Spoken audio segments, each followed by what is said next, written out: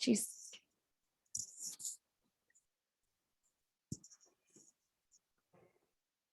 Hi, everyone. Good morning. Thanks so much for joining us. While we're waiting for everyone to settle in, please say hello in the chat. Let us know where you're joining us from and your name and organization. And while everyone's getting settled in, I'm going to kick it over to Wendy and whoever her cute little foster kitten is there today. We have one of your clueless kittens. Yes, we have two today. This is Cher. And I have to look at their faces because they look so alike. And this is Dion. And then Ty is off, doing Ty things. She's rolling with the homies. Yeah, exactly. So welcome everybody. This is our 8th huddle. So I think we have it down by now. But as a refresher, I'm just going to put these guys down. The huddles are 45 minutes with 20 minutes of presentation and 20 minutes of Q&A. We will continue the conversation over on the forum afterwards, and I'll drop a link there. And you can also watch this huddle and other huddles that you missed. And then after, feel free to put in questions during the chat as they come to you, and then we will answer them at the second half of the presentation, or we can unmute you as well. So I believe that's it for me. Awesome. Thanks so much, Wendy. And thank you everyone for joining us today. My name is Amber Eby, and I'm grant specialist from Maddie's Fund. My pronouns are she, her. And today if you're having trouble seeing me, I am wearing a black hat with a little kitty on it to celebrate Halloween. And I'm a middle-aged white woman with reddish brown hair that's in pigtails. My background is blurred, and I'm very excited to be here with all of you today. I also wanted to say hi to Gina Knapp, who's also on the call. Gina is from Michelson Found Animals, which is also one of the funding partners for this grant. And Gina, we look forward to hearing your thoughts about the conversation today as well. So today we are very excited to be joined by Danielle Harris and Melissa Lesinsky. Danielle has more than 14 years experience in animal welfare. She started at Pima Animal Care Center in 2015. She wanted to help change the live release rate from below 80% to a consistent 90%. Danielle also helped implement a diversion program that assists pets staying with the people who love them. Recently, she implemented an intake to placement program that focuses on getting pets into permanent placements within 72 hours of surrender. Oh my gosh, that's so quick. That's awesome. Danielle has lived in the Pima County community for over 20 years and loves the community in which she serves. She also has a love and passion for the older pets that enter the shelter. And we're also joined by Melissa Lesinsky. She is one of 5 board members for the Southern Arizona Cat Rescue and is the medical and adoption coordinator. She started SACR in October 2019 with a few friends after assisting other rescues. Melissa has a background of 11 years in veterinary medicine, 4 of those in emergency and critical care. Oh my gosh, Melissa is so stressful. She also specializes in fostering sick and special needs kittens, which makes sense, as well as loves teaching other fosters the same life-saving skills. So what a great crew we have. Thank you so much, Melissa and Danielle, for joining us. So Danielle, I see you. We've got you back, and it looks like you have audio. Do you want to say hi and tell us a little bit about yourself, and then we'll kick it over to Melissa? Yeah, you guys can hear me okay now? That is great. Perfect. Hi, my name's Danielle Harris. I've lived in Pima County all of my adult life. I started at the Humane Society of Southern Arizona in 2006. So animal welfare was a very different time back then. And I worked there. I started off as a shelter tech, and then I moved to be a clinic tech. And then I moved over to Pima Animal Care Center in 2015 because I saw all the amazing things that were starting to happen here and really wanted to be part of that and build upon it. So, Melissa, did you want to introduce yourself real quick? Yeah. Melissa here. I actually worked with Danielle when she was at the Humane Society, so that's where we met. So that's where I got my start in veterinary medicine and kind of the shelter rescue world, meeting everybody. That's when I moved to Pima County. So most of my adult life, about 10 years ago, I worked as a clinic tech there and then moved over to emergency and critical care. I worked in and out of different veterinary clinics and like private practice surgery here and there. And then recently left the veterinary field about a year ago now, and I'm more focusing on rescue. My current job has nothing to do with veterinary at all, but my volunteer work is running the rescue. So I don't get paid at all by SACR. It is all 100% volunteer based, and I'm love being one of 5 board members. So I call myself the director, but I'm also a board member and a coordinator. I have my hand in every little pot because it's a small team, but we just celebrated 2 years and we're really proud. We have an average of about 600 to 650 adoptions per year, which is crazy. We didn't expect that.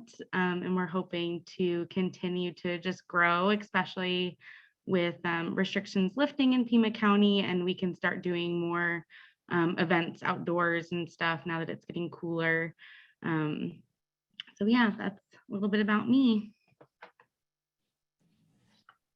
Awesome. Thanks, Melissa. And real quick before we go any further, I just want to say, so today's topic is about a welcoming and opening culture starting with you. And I think it's really interesting that both Melissa and Danielle have the medical backgrounds rather than like an outreach background or like a marketing or events planning background. I just think that's really interesting how your experiences in veterinary care have brought you to what your roles are today and to have you talk about welcoming and opening culture. So I'm really curious to see how this conversation goes. Cool. Well, I'll start us off. So when I started in animal welfare back in 2006, like I said, it was a very different time.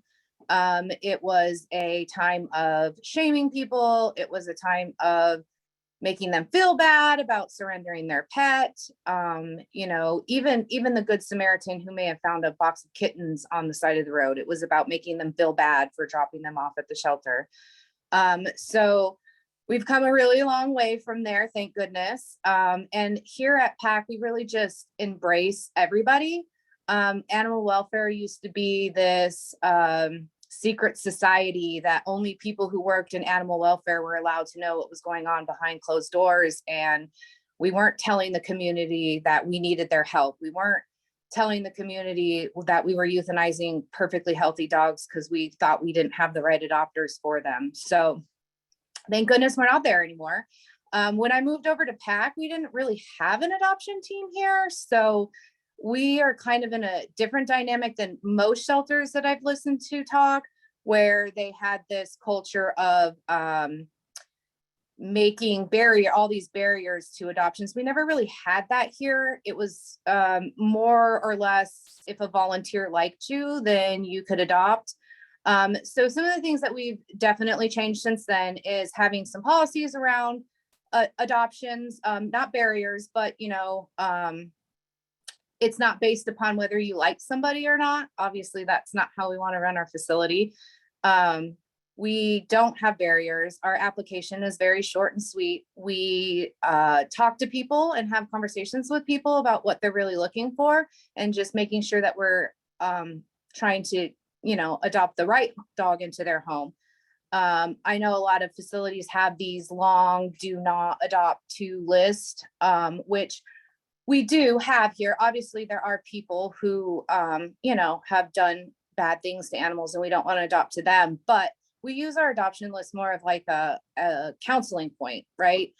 Just because somebody had to surrender a pet 2 years ago because they were being evicted from their home doesn't mean that they're not in a better place today.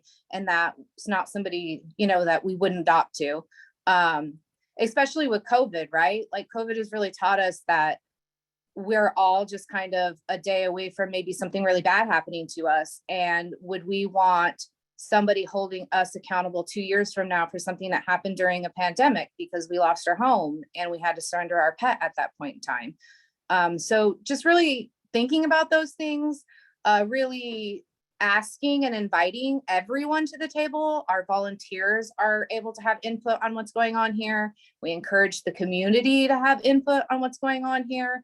And we welcome it. While it's difficult to be criticized, right? We can't do better if we're not listening to those criticisms and really taking them to heart. So a few other things that we've done here is we have a big Hispanic population here in Pima County. And so we've really focused on trying to make sure that we're really inviting those people to our shelter, doing things like making sure our flyers have been translated into Spanish, our texting for our lost and found you can do in Spanish. We have amazing Spanish speaking staff who are able to assist those customers as well as translate our documents and stuff. So making sure that we're really embracing everyone in our culture or in our community, and not just catering to those people who look like myself. So that's been big here. Some other things that we've done is in order to redeem your dog, you used to have to jump through every single hoop that we could put out there for you because we wanted to make sure that your dog was never going to come to our shelter again. So we would make, you had to have a county or state picture ID, and some people can't get those here. So we've really loosened that up with doing things like maybe some registration. You can prove that you're the person you're saying you are. We've even gone as far as having someone pull up their Facebook account to show us that they truly are who they are. Just because we do really want these pets going back with the people who love them. And just because a dog got away from someone doesn't make them a bad pet owner. My dogs have gotten out of my house before, so who am I to judge? Thankfully, my neighbor was able to scare them back into my house and close the door, so I didn't have to worry about being the shamed county employee who had to hang their head because my dog showed up here. But and recently we've been really talking about doing something that we don't really have a name for it. We're kind of throwing around names, but I'll call it Spanish Friday, where we get with our local Telemundo and do some highlighting of some dogs and really encourage that community to come down and adopt from us, that we have people who can help them if they're not English speaking. We do have Spanish speakers on staff who can help them with the adoption process, and really just focusing on those sorts of things. I think it's really easy. And the other thing is, I always tell my staff when they're doing interviews is it's really easy to teach someone the animal aspect of it. It's really hard to teach someone the human aspect of it. And so when you're interviewing somebody, you really want to be looking at someone who has good customer service. That's a lot harder to teach, especially people who are coming to a shelter to apply. It's the old, I want to work here because I love animals. Well, that's great. But there's a huge human component to what we do here. And so you really have to want to love people too. I originally was going to school for social work, and I never in my wildest dreams imagined how much I would use that part of life in this job, but it is so much social work that it is kind of amazing.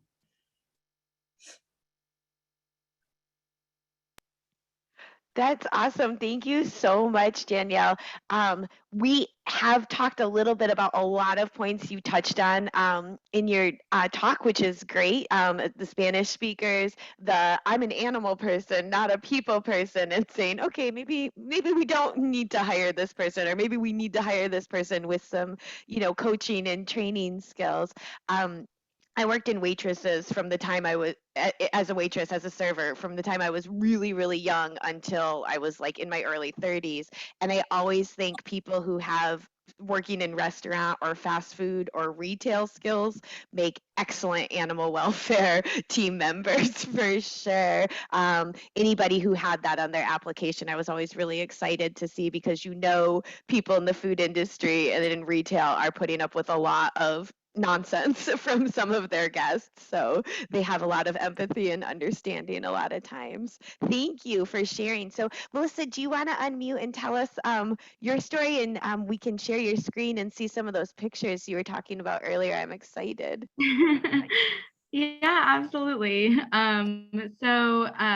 Basically, I wanted to kind of focus on, the rescue aspect. Obviously, Danielle has a large shelter that she's helping to run, and I have a small rescue. And so when myself and a few of my friends left another rescue in October of 2019 to start SACR, Southern Arizona Cat Rescue, one of our main goals was to be different than a lot of the rescues we were seeing at that time, and different in the best way possible. We wanted to focus mainly on changing kind of the stigma. And unfortunately, kind of around that time, we were seeing a lot of local rescues were having some issues with not having a lot of accessibility for our local community. And so we wanted to focus mostly on being super accessible and making sure that we were finding a lot of homes for kitties. And so I'll kind of focus mostly on how we maintained a welcoming atmosphere with that, and also how we combined that with our foster program as well. And so how we encourage our fosters to be involved. And we encourage our fosters to be involved to every aspect as much as they want. We actually encourage our fosters to even help pick the adopters. And if they want to be there for the entire adoption process and interview the adopters themselves, I will let them do that. They are the kitty's mom and dad until the time that the cat goes home. I am just there to help guide the process. I don't sit there and snuggle the cat every night. That's you guys, and that's the fosters, So it's been super critical to SACR and the atmosphere that we've created to have that kind of a family feeling going forward. We also have foster Facebook group for our adopters and our volunteers to connect, and that's been great. And I'll actually show you some pictures from that group later. Well, in a couple minutes, I guess. But our goal really is to kind of meet everybody where they're at in life and not to be judgmental.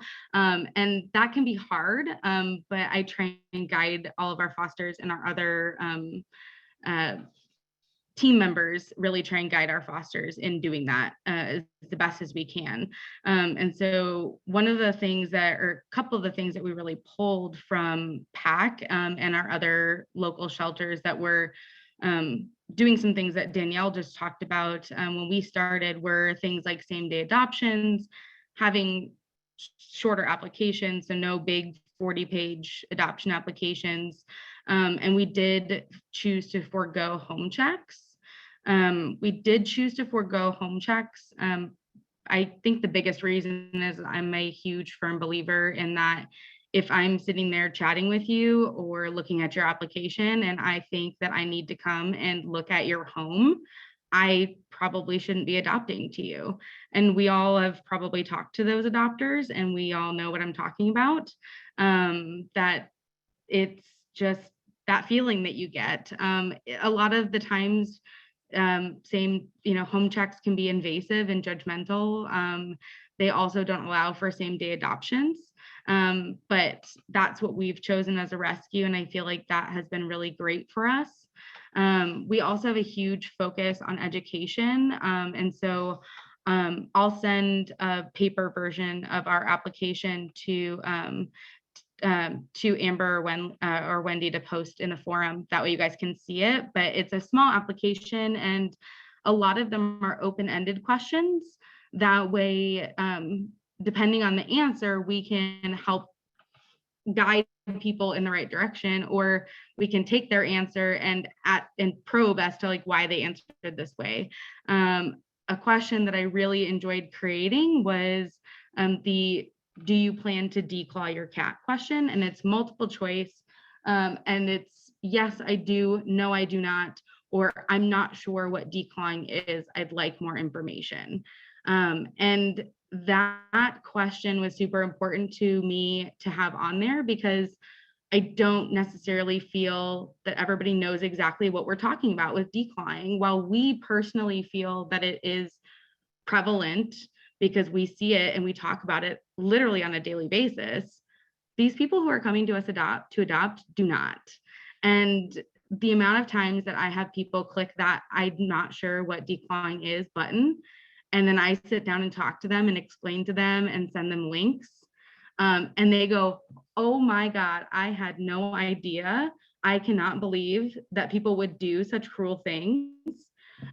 Or "I can't believe they would set their animals up for failure as senior cats." And then they take that information and they're talking to their friends about it, and they're becoming advocates now.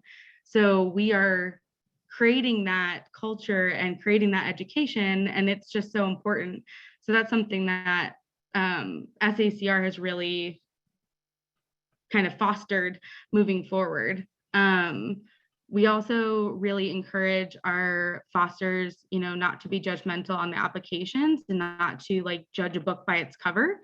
So one of the examples I wanted to give was, we had an application where there was a Great Dane breeder who was looking to adopt a kitten, and she had 2 intact Great Danes. She shows them, she breeds them, and she crops their ears. And she, on paper, just didn't seem like we would get along, right? But just didn't seem like we would get along. But I said, you know what, let's contact her. Maybe she's a great person. And I'm sure she treats her animals like they are kings and queens. She's one of our she's one of our best adopters, honestly. And she loves Poncho, who is the cat that she ended up adopting from us. This foster was super nervous because this cat, and I'll share my screen really quick so you guys can see the Poncho that I'm talking about. This is Poncho with his Great Dane brother. He is so cute. And his, wait, nope, sorry, wrong way. And his other Great Dane brother.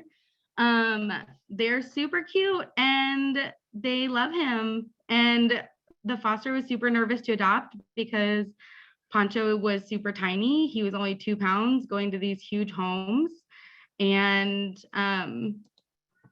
she was nervous about him getting stepped on and not being cared for well. She was also nervous about this woman asking us to keep Poncho intact, maybe wanting to breed him. She was just nervous because of the stigma that comes with breeders. And I told her, don't judge a book by its cover, contact her. We get twice weekly updates on this cat in our adopters Facebook group. He is basically famous in our adopters group. And obviously he is spoiled rotten and he loves his big Great Dane brothers. And so it's just a really good example as to why we don't judge a book by its cover, and why we really should be, going in and no matter what the application looks like, still talking to people and really chatting with every single adopter, no matter what they say. Because, not everybody is going to look great on paper, essentially. So, yeah. That's awesome. Thank you, Melissa. And thank you for sharing those pictures. They're so cute. Yeah. I said when we were looking earlier at them, I don't think those are Great Danes. I think those are cows. Yeah. But for either way, it seems like Poncho fits right in, and you can see in one of the pictures, he's got like this huge cat condo in the background. So he's got a place to get away from those Great Dane siblings and have a spot where he can just chill out too. So I'm sure you see other evidence in the updates of how much his family loves him. And he takes care of clearly him. doesn't really want to get away from them either. Right. They're probably warm and soft, right? Like they probably make the best beds for him. Yeah. Yeah, and his mom spoils them. They're great. That's awesome. So thank you both for sharing. We're going to go ahead and open it up to questions. And I do see a little bit of activity here on the chat talking about home visits and some other things. But before we get into that, I was hoping to ask both of you a question. So you've both been in this field for a while. And like Danielle, you said like the animal welfare world you came into in 2006 is very different than the animal welfare world you're working in today. And I think, to the credit of folks like you and Melissa who are making those positive changes and encouraging people to be open and not judge books by their cover. And that's about the same time I started in animal welfare too. So I agree that it's definitely changed over the last 15, 20 years. And both of you also started in the medical part of this field. So you have seen some not great things, and you have also probably seen some not great things that were the result of people's actions towards animals. So what I'm curious for both of you is, did you start with kind of that, have a little bit of that judgment in you? And if so, what made you change? Or did you, on a personal level, or did you just enter this field being these, like Danielle, you were talking about working in social services and just being a real understanding, open-minded about people's situations? Or was there something that caused you to change, something that made you say, no, we need to be more open and less of this judgy behavior if we want to get it done? And Danielle, if you don't mind starting first, that would be great. Yeah, so when I started in animal welfare, I was 23, 24 years old. So I definitely didn't start with oh, everyone's great and everyone deserves a pet. It was, and then being impressionable and your mentors encouraging that mindset of, we got to make sure this animal goes to the right home. But, I myself have gone through some tough times and had to buy my dog food at the dollar store because that's what I had in that moment. And just really over the years talking to people and realizing how much people really do love their animals. And while it may not look like my home where, my dog sleeps in my bed and lays on my couch and basically takes over the whole house, that it doesn't necessarily mean that they don't love their pet. It's just they love them a little bit differently than I do. Yeah, it definitely over time, just really getting to talk to some people and really sitting down and being like, hey, why do you think your dog wants to be outside? Or why haven't you taken your dog to the vet?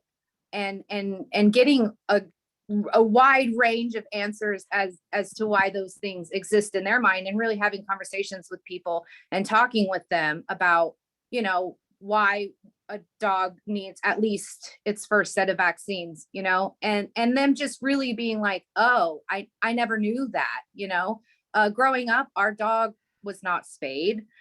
She never got pregnant. It wasn't something my dad thought was important because, he was never going to breed her. But later down the road, she ended up with the cancer and that sort of stuff. And so it was a learning moment for me. It was a learning moment for my dad, all of those things. So yeah, it's very easy to judge, but sometimes you have to look back at yourself and be like, have I always been the person that would pass these crazy background checks that some shelters do, some rescues do? Totally. So you were able to look at your own personal experiences, plus hear the experience of other people. And instead of going the way where you're saying, oh my gosh, everybody's terrible because people have to go to the dollar store to feed their pet, or people can't vaccinate their pets, or whatever, you turned it the other way and said, no, this is situational. This varies on the people. We have to be more accommodating for these folks depending on their situations. And yeah, for sure. just for the record, I have 2 cats that are overdue on their vaccines right now. One's so scared I cannot put her in a carrier, and the other's hella old. I'm not going to take him in at this point. He's just going to stay here until he's, no longer with us. And that might look bad on paper, but it's the best thing for, yeah, right? For these guys, it's the best thing for them right now. Fair enough. Yeah. And Melissa, how about you? Tell us a little bit. Did you come into this with an open mind and an open heart, or did you have similar experience to Danielle? So, I think Danielle probably saw me harden. Like she got to witness it with her own 2 eyes.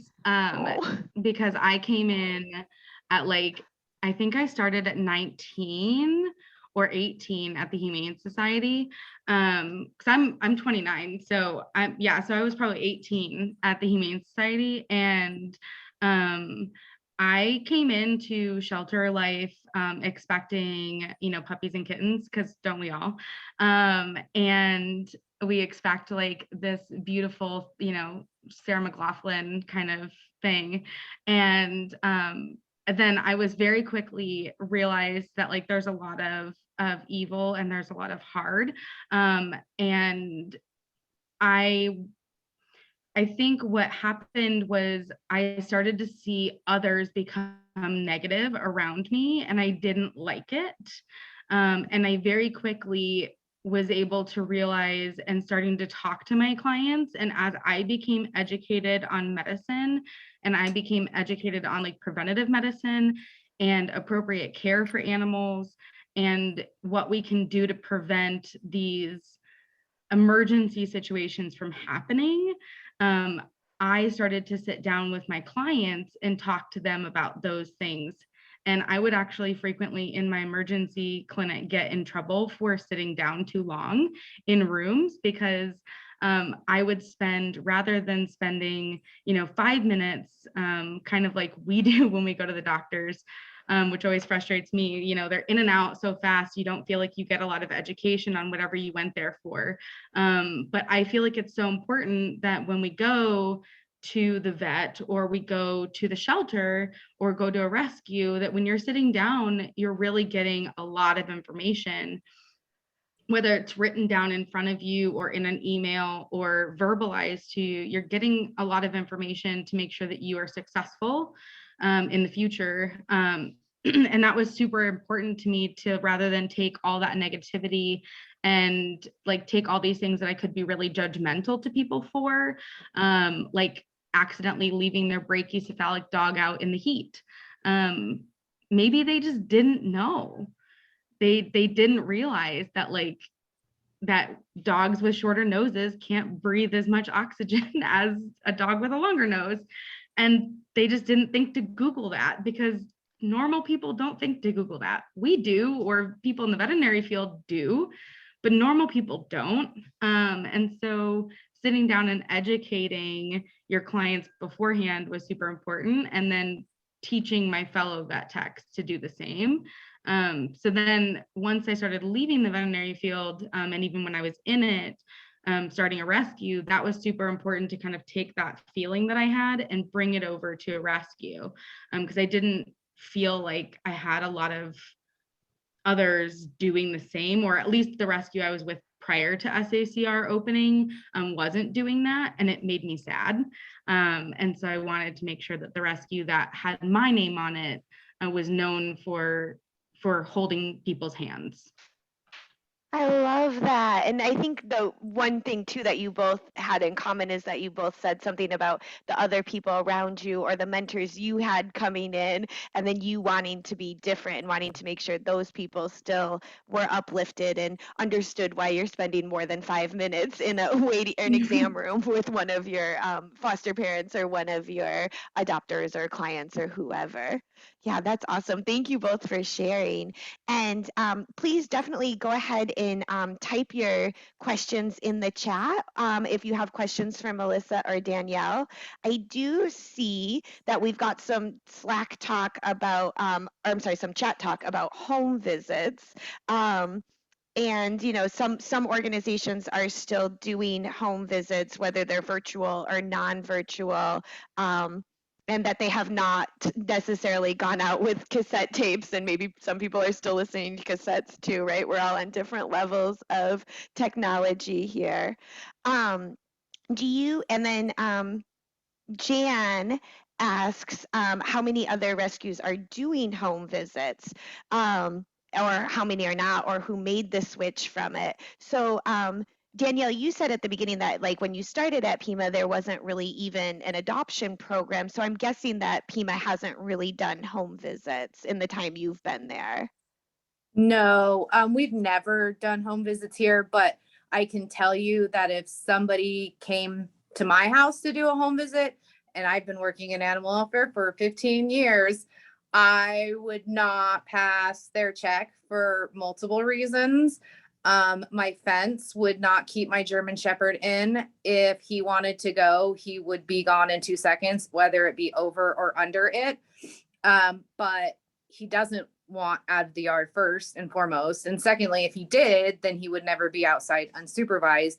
I think when we start to talk about doing home checks, we get focused on what their home looks like and not having conversations with them about what it means if this dog wants to do X, Y, and Z. So I have a 104-pound German Shepherd who could go over the fence, and I have a 5-pound Chihuahua who could go under the fence.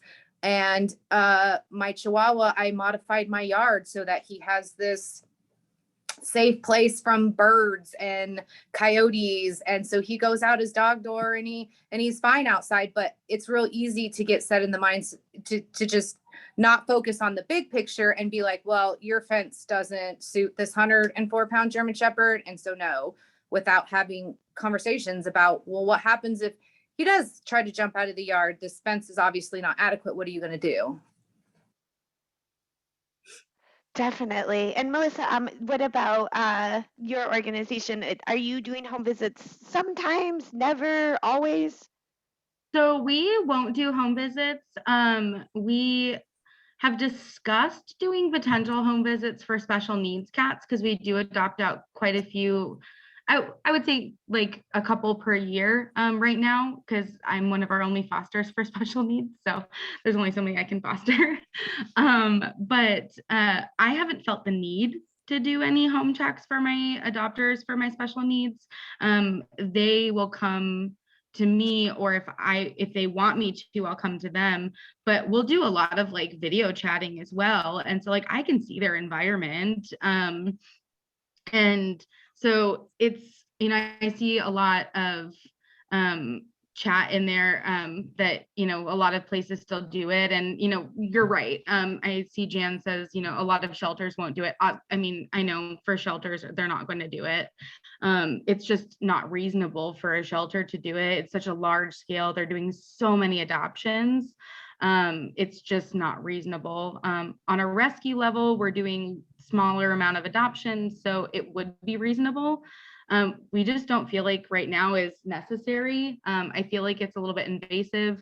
I'm kind of on the same wavelength as Danielle. I'm a little bit neurotic about my home, and so I would pass a home check, but that's just me personally.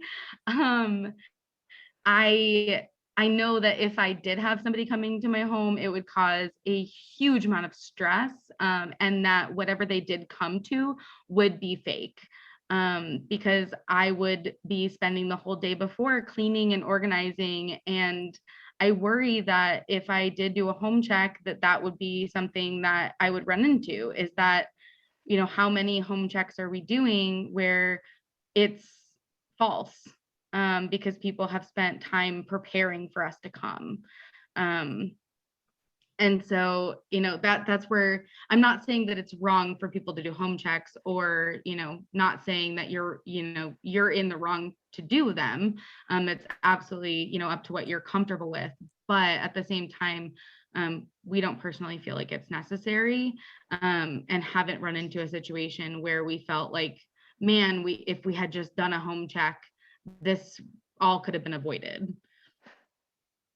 And I think that's the feeling a lot of organizations have gotten over the years, right? Like, we did X many home checks so many years ago, and we still had this many returns. We still had, this many other unfortunate situations. And I do see. The majority of returns are for like allergies or like weird things that you're not going to find in a home check, right? So, or circumstantial, like people losing their jobs. Yeah, or circumstantial losing jobs. Yeah, returns are not for things that you're going to find in a home check. Yeah, and there are two, Sarah Rosenberg mentions in the chat that in her state of Georgia, that home visits are required by the Department of Agriculture for foster parents. And I believe there's another state or two that does that besides Georgia too. Like, Colorado, perfect. That was what I was gonna say, yes. So in that case, I think it's more of a conversation with your, legislators and Department of Agriculture.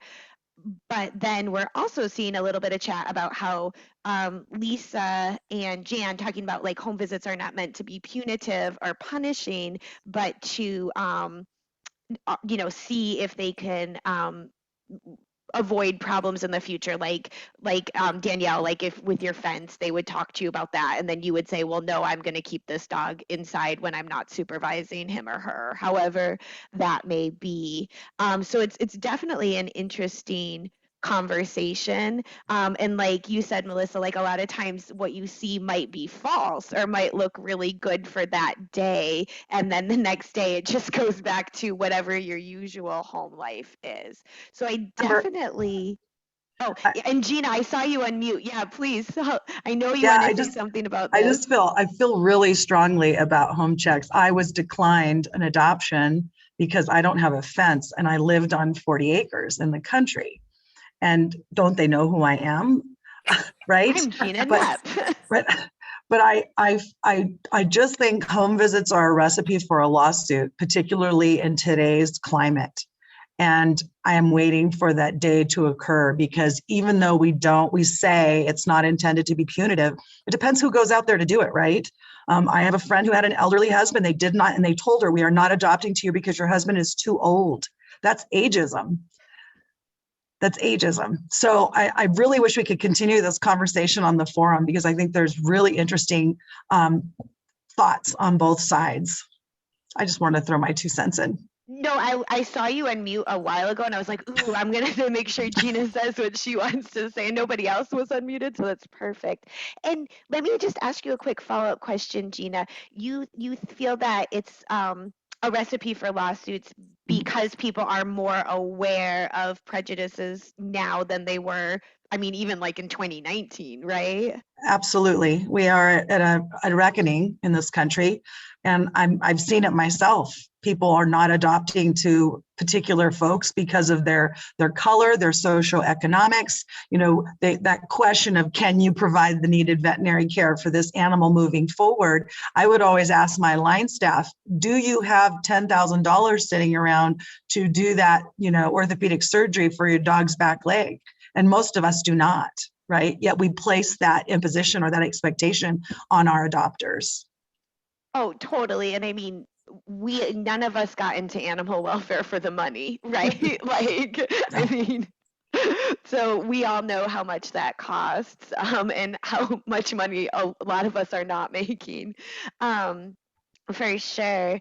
And I do think that, yeah, the new focus on social justice and Black, including everyone in services, definitely. And I would also say, do you have time and effort to be involved in a lawsuit too, right? It's another good question for folks doing adoptions.